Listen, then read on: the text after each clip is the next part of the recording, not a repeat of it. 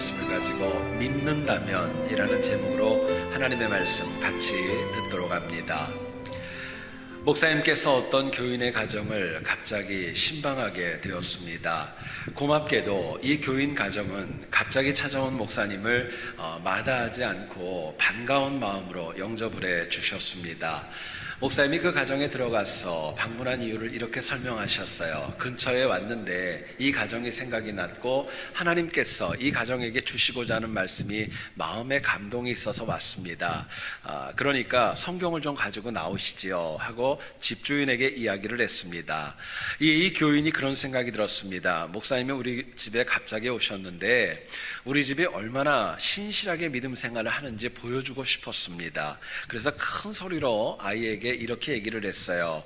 얘야, 엄마가 제일 좋아하는 책 좀 가지고 오너라 이야기를 했습니다.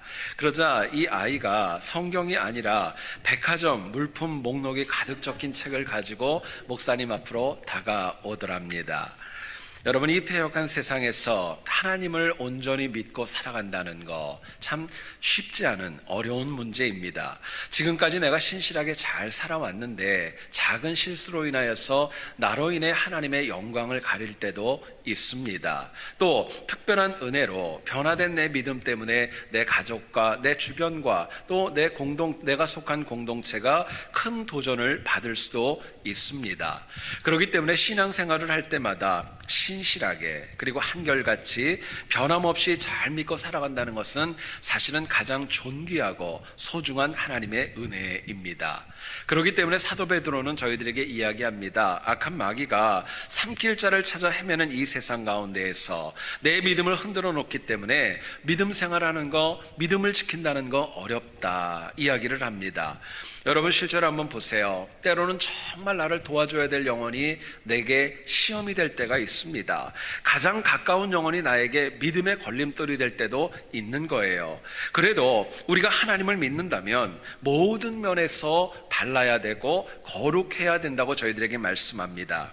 언행은 물론이고 선택과 결정뿐만 아니라 대인관계와 삶의 목표에 이르기까지 하나님을 믿는다면 모든 것들이 다 달라야 마땅한 것입니다. 만약에 다르지 않는다면, 내가 믿는다고 함에도 불구하고 달라지지 않는다면 내 믿음은 그릇된 것이고 허공을 울리는 메아리가 될 수밖에 없다고 말씀합니다. 같이 읽은 본문의 내용을 보면 맹인이었던 이 영혼이 바리새인에게 이제 쫓겨났습니다. 그리고 마침내 자신의 눈을 뜨게 했던 예수님 직접 보게 됩니다. 안타깝게도 자신은 이미 출교 선언을 받았지만 주님을 만나고 나서 고백을 합니다. 내가 주님을 믿겠노라고, 이제는 달라지겠노라고 이야기를 합니다. 이를 통하여 주님께서는 왜 그분이 이 땅에 오게 되셨고 또 이 이야기를 통하여서 많은 영적인 지도자들, 바리새인들은 마음에 상처도 받게 됩니다. 결국 믿지 않았던 바리새인의 모습과 믿음을 결단했던 맹인이었던 그 영혼의 모습은 오늘 본문에서 너무나도 대조적으로 저희들에게 다가옵니다.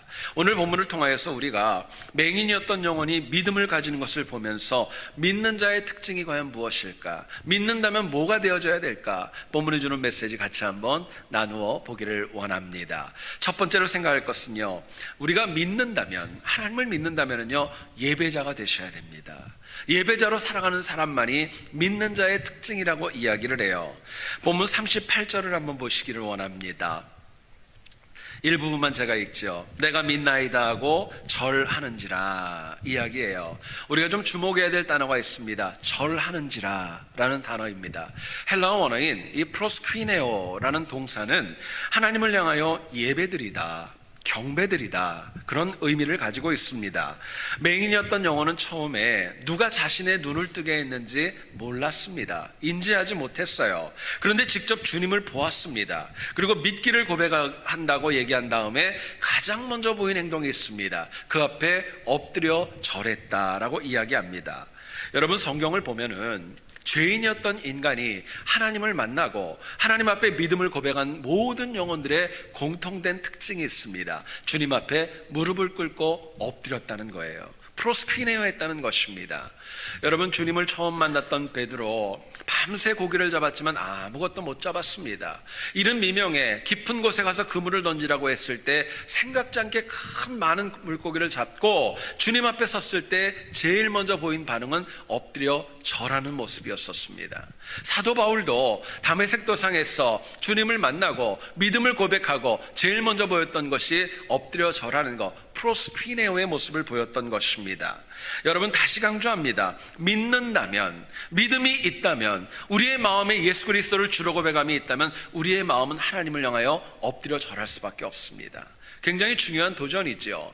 뿐만 아니라 오늘 본문을 한번 가만히 보세요. 주님 앞에 나와서 프로스퀴네오 했던 그 영혼이 성전에서 했던 거 아닙니다. 회당에서 했던 것도 아닙니다. 엄밀히 얘기하면 길에서 했던 거예요. 무슨 말이냐? 우리가 하나님을 믿는다면 그렇게 드리는 예배에는 시간도 제한이 없고 방법도 제한이 없고 장소의 제한도 받지 않는다는 것입니다. 내가 예수 그리스도를 주로 고백하면 언제 어디서 누구와 무엇을 해도 우리는 예배자로 살아가야 된다는 것을 성경은 저희들에게 강조하고 있습니다. 여러분, 오늘의 문제가 있습니다. 많은 영혼들이 하나님을 믿는다고 이야기합니다. 고백을 많이 하지만 진정한 예배만큼은 사라져가고 있습니다. 예배가 사라져가기 때문에 믿음이 형식화되어지고 교회에 와도 우리의 마음이 뜨거움이 없고 간절함이 없고 사모함도 사라지고 있는 것입니다. 여러분, 이 시간에 내 자신에게 물어보세요. 내 믿음이 얼마나 신실한가? 내 믿음이 얼마나 정말 하나님을 향하여 간절한가? 다른 거 볼 필요 없습니다. 내가 어떻게 예배드리는가 보시면 아는 거예요. 교회에 와서 내가 예배드리는 것뿐만이 아니라 삶에서 하나님을 앞에서 엎드려 절하는 프로스퀴네오의 자세가 있는가, 이거 보면 내 믿음이 나를 나타내 줄 수 있다고 이야기합니다. 자, 그렇다면 우리가 하나님을 믿는 믿음으로 예배자로 이 악한 세상을 살려면 뭐가 필요할까요? 예배자로 살기 위해 뭐가 필요할까? 본문은 저희들에게 이렇게 얘기를 합니다. 우리가 삶의 매 순간마다 하나님이 기뻐하시는 믿음의 결단을 하고 살아가셔야 돼요. 믿음의 결단을 해야 내가 하나님 앞에 엎드려 절하며 프로스퀴네오의 삶을 살아갈 수 있습니다. 36절을 한번 보세요. 이르되 주여, 그가 누구시오니이까 내가 믿고자 하나이다 말씀합니다. 맹인이었던 영혼이 눈을 떴습니다. 그런데 결과를 보니까 바리새인들에게는 출교를 당했습니다. 그리고 자기를 낳았던 부모님들도 출교 때문에 두려워서 그 아들을 외면하고 말았습니다. 맹인이었던 영혼은 눈을 뜨고 정말 많은 것을 잃은 가운데 있었지만 가장 크게 얻은 것이 있었어요. 하나님을 믿는 믿음이었던 겁니다. 여러분, 맹인이었던 영혼이 주님을 믿고자 결단하면서 가장 먼저 바뀐 게 있습니다. 예수님을 부르는 호칭이었었어요. 이전에 있던 요한복음 9장의 내용을 집에 가서 한번 읽어보세요. 예수님을 향하여 그렇게 얘기를 합니다. 그가, 그 사람이, 그는, 이렇게 얘기했던 사람이 이제 주님을 믿고자 결단을 한 다음에는요, 주님이라고 하는, 큐리어스라고 하는 믿음의 고백을 드릴 수 있었던 것입니다. 또 남이 믿게 했습니다. 어쩔 수 없이 내가 믿습니다. 이래서 믿습니다 얘기하는 것이 아니라 내가 믿고자 한다고 자기 자신의 결단을 주님 앞에 당당히 고백하고 나서게 되었던 겁니다. 여러분, 현대신앙인의 문제가 있습니다. 입술로만 결단을 참 잘합니다. 근데 결단 지키지 않아요. 지키려고 하지 않습니다. 몰랐다고, 어쩔 수 없었다고, 나중에 하면 된다고 변명과 핑계도 적지 않습니다. 결단을 했지만 내 이익과 다르고 내 마음이 상하고 내 마음 가운데 뭔가의 변화가 있으면 하나님 앞에 맺었던 결단도 너무나도 쉽게 외면당할 때가 얼마나 많이 있는지 모릅니다. 여러분, 결단은요, 내가 꼭 지키겠다고 하는 하나님과의 약속입니다. 하나님과의 약속이기 때문에요, 그 약속하는 영혼에게는 하나님이 주시는 믿음과 성령 충만의 은혜가 있는 것입니다. 여러분, 그리고 더 중요한 게 있어요. 예배자는요, 과거에 결단하는 것, 미래에 결단하는 것도 중요하지만 지금 믿음의 결단이 필요합니다. 여러분, 마귀는요, 항상 우리의 믿음이 하나님 앞에서 넘어지도록, 시험 들도록, 아프게 하도록 유혹을 해나갑니다. 그렇기 때문에 마귀가 가장 많이 하는 얘기가 있어요. 옛날에 잘 믿었잖아, 나중에 잘 믿으면 되잖아, 지금 무슨 상관이야, 그런 이야기로 속삭입니다. 그런데 하나님은 다릅니다. 하나님은 저희들에게 한결같이 말씀하세요. 지금 하나님 잘 믿어야 된다고. 지금 믿는 믿음이 진짜라고 이야기합니다. 여러분, 지금 똑바로 잘 믿고자 결단하지 않으면 과거에 했던 결단도 다 물거품되는 것입니다. 내가 지금 믿음의 결단이 없다면 미래에도 신실하게 내가 하나님 앞에 살아간다는 보장은 어느 누구에게도 없는 것입니다. 예수님께서 누가복음 9장 62절에 이런 말씀을 주셨습니다. 예수께서 이르시되 손에 쟁기를 잡고 뒤를 돌아보는 자는 하나님의 나라에 합당하지 아니하니라 말씀합니다. 여러분, 믿기로 했다면, 믿는다면 주변의 것에 마음 빼앗기지 말고 분산되지 말라고 도전합니다. 쟁기를 잡았다면 지금부터 일하라는 거, 그거 시작하라는 거예요. 자꾸 뒤돌아보는 것은요, 어리석은 것이라고 말씀합니다. 핵심은 다른 것 아닙니다. 지금 손에 쟁기가 있으세요? 딴 데 보지 마세요. 딴 데 보지 마시고 지금 하나님 앞에 헌신하는 믿음이 있을 때 하나님 주시는 믿음이 더 깊어질 수 있는 것입니다. 구약의 제물을 한번 생각해 보세요. 양이나 염소나 소나 새를 드렸습니다. 성경을 한번 보세요. 어떤 경우를 보더라도 죽어있는 짐승을 갖다 하나님 앞에 예물로 드리지 않습니다. 오히려 언제나 살아있는 것, 가장 온전하고 가장 힘있는 그런 짐승을 잡아서 하나님 앞에 제물로 드렸던 거예요. 여러분, 죽어있는 제물 안 됩니다. 뿐만 아니라 앞으로 죽어갈 제물도 안 됩니다. 지금 살아있는 제물을 하나님 앞에 드릴 때 하나님이 그 예배를 기쁨으로 연락하시겠다고 약속하셨어요. 여러분, 이처럼 지금 살아있는 제물을 드리고자 결단하면 성령 하나님께서 내가 들었던 많은 말씀들 생각나게 하시고 기억나게 하시고 가르쳐 주시며 우리의 믿음을 돕고 역사하실 것입니다. 여러분, 결단할 수 있고 결단해야 되는데 미래가 어떻고 과거가 어떻고 운운하는 것은요, 하나님 뜻 아닙니다. 그건 마귀가 얘기하는 것이 하나님의 뜻이 아니에요. 여러분, 근대에 가장 유명한 철학가 가운데 임마누엘 칸트라는 분이 있습니다. 이 임마누엘 칸트는요, 무엇을 하든지 간에 굉장히 사려가 깊었고 신중했고 또 생각이 참 많은 분이었다고 합니다. 한 번은 그런 일이 있었대요. 어떤 여인이 임마누엘 칸트를 바라보고 마음에 들었던 거예요. 그래가지고 칸트를 갖다 사모하다가 어느 날 와서 고백을 했답니다. 내가 당신과 결혼하고 싶다고, 결혼하자고. 여자분이 먼저 와서 청혼을 했답니다. 그리고 그러자 이제 칸트가 굉장히 머뭇거리고 주저하니까 여인이 얘기를 했습니다. 며칠 안에 수요일 내에 좀 답변을 달라고, 내가 기다리겠다고 이야기하고 집으로 돌아갔습니다. 근데 칸트가 어떤 일을 했느냐, 그 고백을 받자마자 도서관에 갑니다. 그리고 도서관에 있는 결혼에 관한 모든 책들을 읽기 시작합니다. 결혼이 무엇인가, 어떻게 해야 되는가, 앞으로 어떻게 하면 결혼 생활이 좋을까 하고 모든 것들을 연구를 하고 나름대로 확신이 섰습니다. 오케이, 내가 이 여인과 결혼하겠다. 그리고 그 여인을 찾아갔습니다. 그리고 당신의 청혼을 받아들이겠다고 이야기를 했어요. 근데 놀랍게도 알고 보니까요, 그 여인을 찾아가 보니까 그 여인은 이미 결혼을 해서 두 아이의 엄마가 되어져 있었습니다. 무슨 말인지 잘 이해가 못 하시는 것 같아요.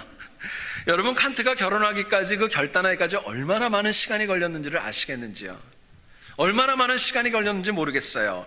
여러분, 물론 우리는 칸트처럼 장시간 고민하고 그렇게 결단하지는 않습니다. 또한 우리가 세상의 소리, 또 사람의 소리에 휘둘리면은요, 절대로 승리할 수 없다는 것도 잘 압니다. 오히려 성령 하나님께서 지금 내 마음에 감동하시는 거, 그게 진짜입니다. 여러분, 제 얘기를 잘 들어보세요. 성령 하나님이 여러분들의 마음을 감동하시고 결단하게 하시면은요, 하나님이 그 다음은 책임지십니다. 그 다음은 책임지세요. 뿐만 아니라 내가 어떤 일을 감당할 때 하나님께서 내 마음에 기쁨을 주시고 평안함을 주시고 비록 어려운 일이라도 그런 마음을 주시면은요, 그거는 결단하셔야 됩니다. 그러나 아무리 좋아 보여도 내 마음에 부담이 있고 하나님 기뻐하지 않는다는 느낌이 내 마음에 든다면, 성령께서 막으신다면은요, 그만두셔야 됩니다.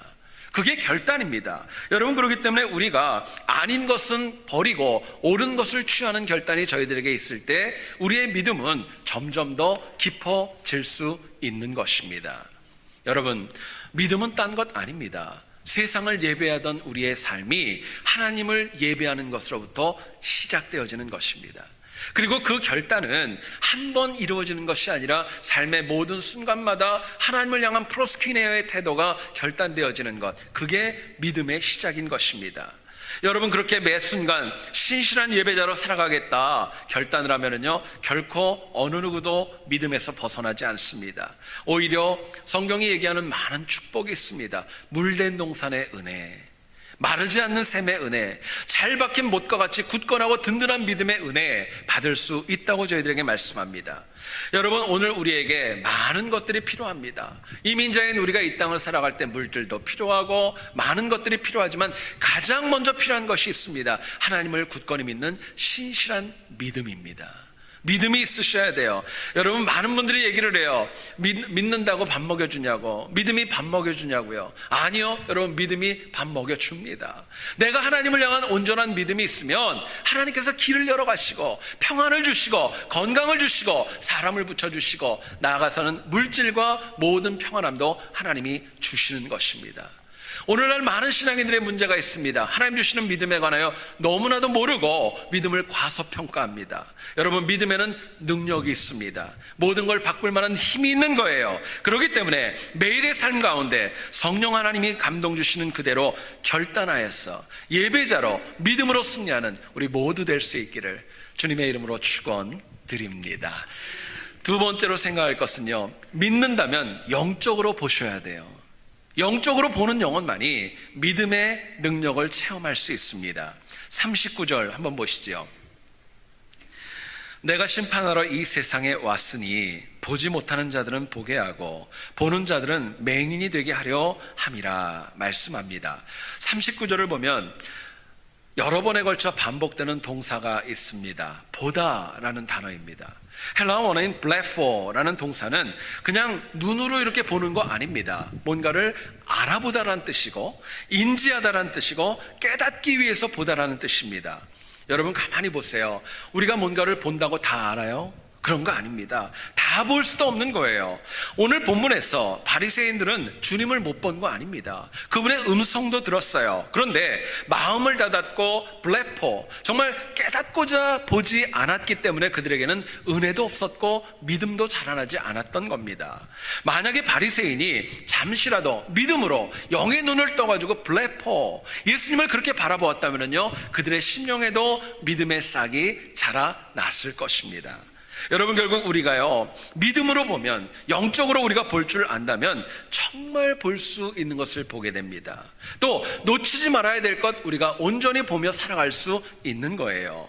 문제는 모든 사람들이 다 볼 수 있는데 과연 그 관점의 문제가 중요하죠. 믿음으로 보는가, 세상의 관점으로 보는가, 긍정적으로 보는가, 부정적으로 보는가, 이에 따라서 사실은 모든 결과와 답변이 달라지는 것입니다.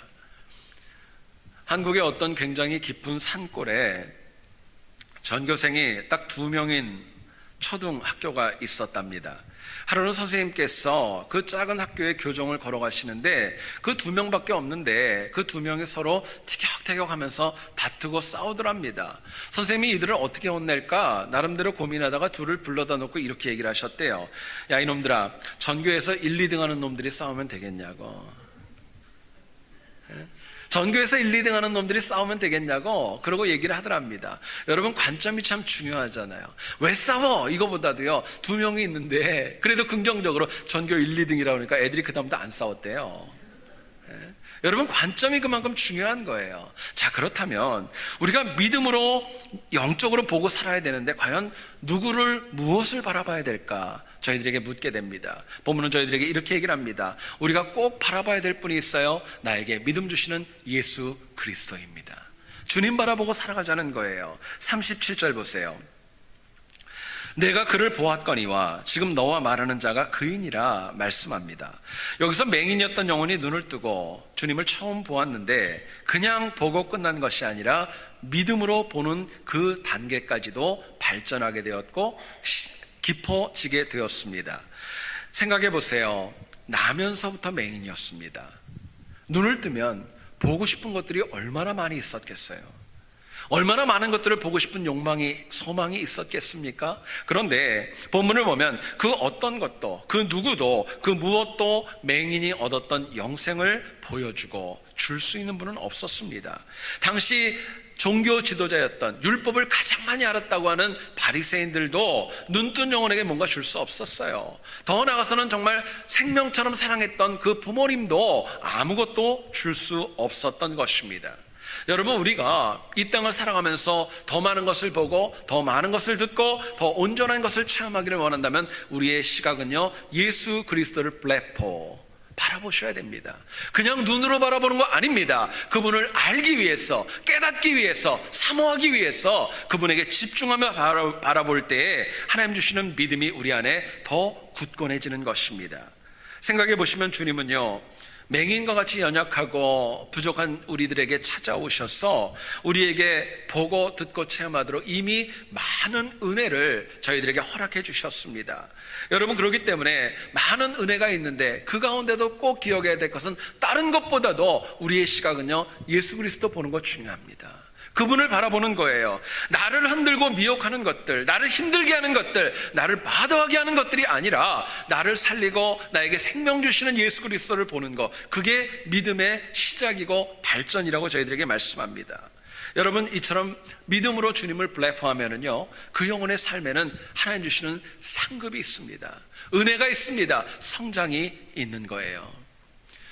유대의 전승을 보면 막달라 마리아는 매춘부였다고 합니다. 여러분, 당시에 매춘부라면 얼마나 비참했겠어요. 뿐만 아니라 누가복음 8장은 이야기합니다. 이 막달라 마리아가 7 귀신이 들렸던 여인이었다고. 그러니 그 삶이 얼마나 힘들고 곤고했겠습니까? 그런데 감사하게도 그 여인이 예수님을 만나게 됩니다. 믿음을 가지게 됩니다. 그리고 모든 것들이 바뀌고 새로운 인생이 됩니다. 근데 여러분, 여기서 우리가 생각해야 될 것이 있어요. 막달라 마리아는 본인이 바뀌었습니다. 그런데 많은 주변의 막달라 마리아를 아는 영혼들이 다 바뀐 것은 아닙니다. 생각해 보세요. 예수님 주변을 막달라 마리아가 따라갈 때 그 여인을 아는 사람들은 뒤에서 손가락질했을지도 몰라요. 저 여인은 매춘부였어. 저 귀신 들렸던 여인인데, 아마 그런 영혼들이 많이 있었을 거예요. 어쩌면 막달라 마리아 때문에 예수님은 물론이고 주변에 있던 사도들과 많은 믿음의 동역자들도 많은 곤혹을 치렀을지도 모르겠어요. 생각해 보면 이 막달라 마리아의 마음이 얼마나 불편하고 얼마나 힘들었을까요? 그런데 만약에 그럴 때 그 마리아의 마음속에 나만 없어지면 되잖아, 내가 믿음을 포기하면 되잖아, 이런 마음을 가졌다면 여러분 어떻게 되었을까요? 그런데도요, 놀랍게 막달라 마리아는 한결같이 예수 그리스도만을 바라보았습니다. 예수님만을 바라보았기 때문에 매춘부였고 7 귀신이 들렸던 그 비참했던 인생이 나중에는요, 역사에 남고 성경에 남는 부활의 첫 증인이 될 수 있었던 겁니다. 여러분, 어제 우리 교회에서, 어제가 아니군요, 금요일이군요, 서머스쿨 마지막 셀러브레이션 그 퍼포먼스가 교회에서 있었습니다. 제가 한번 여러분들에게 질문합니다. 여러분들이 자녀나 손주가 참석한 발표회에 참석하면 누구만 보이세요? 너무 어려운 질문입니까? 여러분, 누가 보이세요? 그 가운데 아무리 이쁘고 아무리 잘하고 아무리 똑똑하게 해도요, 내 손주 보이는 거예요. 내 자녀만 보이는 거예요. 여러분, 그 발표할 때는요, 자리도 잘 잡아야 돼요. 제가 예전에 우리 교회에서 발표할 때 우리 지금 정 목사님 앉은 자리에 앉았더니 뒤에 있는 우리 젊은 교인이 그러더라고요. 덩치도 큰 분이 좀 옆으로 비키라고. 아주 그 다음부터 제가 여기 안 앉아요. 절대로 저 끝으로 앉을 정도로 얼마나 열심히 바라보는지 몰라요. 여러분, 그렇게 보셔야 돼요. 삶 가운데, 예배 가운데 내가 딴 거 보는 게 아니라, 마음이 흐트러지는 것이 아니라 예수님도 그렇게 보셔야 됩니다. 여러분, 그렇게 주님을 보시면은요, 하나님께서 나를 위해 일하십니다. 역사하시는 거예요. 은혜와 믿음을 주십니다. 오늘의 문제는 살아계신 하나님이 항상 앞에 계시지만 그분을 못 보고 살아갑니다. 바라보지 않는 거예요. 다원주의 세상에서 내가 꼭 예수만 바라봐야 돼? 헛소리하고 살아갑니다. 주의 복음을 구태의연하고 고루한 것으로 치부해서 바라보려고 하지 않습니다. 결국 세상은 다양한 선택을 주는 것처럼, 호의를 주는 것처럼 우리에게 많은 것을 가지고 다가오지만은요, 아니요, 그것은 우리의 믿음을 넘어뜨리는 것입니다. 얼마 전에 신문에 굉장히 크게 났던 기사가 있었습니다. 영국 최고의 명문이라고 하는 옥스퍼드 대학교. 여러분, 이 대학이 최근에 그 대학 안에 있는 신학대학이 기독교 수업을 필수 필수 과목에서 이제는 선택으로 바꿨다고 합니다. 무슨 이야기냐? 신학과 복음을 가르치던 강단이 이제는 다양한 종교를 가르칠 수 있는 그런 강단이 되고 말았다는 겁니다. 실제로 오늘날 옥스퍼드 그 신학교의 클래스 안에는 세계적으로 유명한 페미니즘이나 불교나 이슬람이나 또 동양의 샤머니즘 같은 많은 것들이 클래스 안에 들어왔다고 합니다. 더 놀라운 것은요, 영국 언론이 이렇게 평가를 했습니다. 800년 동안이나 지속되어졌던 옥스퍼드의 전통이 극적인 변화를 시도했다고 칭찬과 인정을 하는 기사를 발표했어요. 뿐만 아니라 옥스퍼드 대학 자체도 얘기를 했습니다. 신학 하나만 집중하는 융통성 없는 교육은 이제는 그만해야 된다. 참 놀라운 이야기를 했어요. 여러분, 여기에 영국뿐만이 아니라 미국에 있는 많은 복음주의자들은 엄청난 우려를 표명했습니다. 많은 분들이 얘기를 합니다. 옥스퍼드 대학은 복음은 고귀하다는 믿음으로 성경을 가르쳐왔던 800년의 전통이 있는 학교였는데, 이제는 그 학교가 변함으로 인하여서, 세상의 것을 바라봄으로 인하여서 많은 학생들이 믿음이 아니라 세상으로 분산되는 그런 악한 계기를 마련했다, 이야기를 하는 거예요. 히브리서 12장 2절은 저희들에게 얘기를 합니다. 믿음의 주여 또 온전하게 하시는 이인 예수를 바라보자. 예수를 바라보자 이야기합니다. 여러분, 우리가 패역한 세상에서 주님만 바라보고 주님만 알아가기도 얼마나 벅차고 힘든지 몰라요. 여러분, 한번 생각해 보세요. 내가 성경을 제대로 아는 것도 얼마나 벅찹니까? 그것도 쉽지 않다는 거예요. 그래도 우리가 주님을 만나고자, 주님을 보고자, 주님을 체험하고자 하면요, 감사하게도 주님은 우리를 만나 주십니다. 역사해 주시는 거예요. 체험케 하십니다. 결국 문제는, 오늘 우리의 문제는요, 하나님을 안 보려고 하는 것입니다. 더 큰 문제가 있습니다. 안 보고 살아도 괜찮다고 자위하는 겁니다. 하나님 없어도 괜찮다고 하는 것들이, 그 마음이 믿는 영혼들의 마음 속에도 은연중에 새겨지고 있다는 것입니다. 여러분, 간절히 소원합니다. 우리의 마음 가운데 예수 그리스도만을 바라보는 믿음이 회복되기를 축원합니다. 그 은혜가 저희들에게 필요한 거예요. 여러분, 올해 2016년은 마틴 루터가 종교 개혁을 일으킨 지 정확하게 500년이 되는 해입니다. 여러분, 루터가 로마 캐톨릭의 타락 속에서 개혁을 일으켰던 원인은 다른 것 아닙니다. 예수 그리스도만을 바라봤기 때문이었습니다. 그것이 복음의 개혁을 추진했던 겁니다. 하나님께서는 그렇게 작은 영혼이 하나님만을 바라보고 그분에게만 집중하셨을 때 믿음으로 개혁했던 그 마틴 루터의 손을 힘있게 들어주셨던 거예요. 여러분, 문제는 하나님의 능력이 없는 거 아닙니다. 우리가 그분을 안 보고 살아가는 것입니다. 많은 방해가 있고 도전이 있고 박해가 많으면 많을수록 그래도 주님을 바라보는 것, 그게 믿음입니다. 그게 신앙생활이에요. 여러분, 패역한 세상에서 날마다 세상이 아니라 믿음으로 주님만 바라보는 가운데 날마다 승리하는 우리 모두 될 수 있기를 다시 한번 주님의 이름으로 축원드립니다. 기도하겠습니다.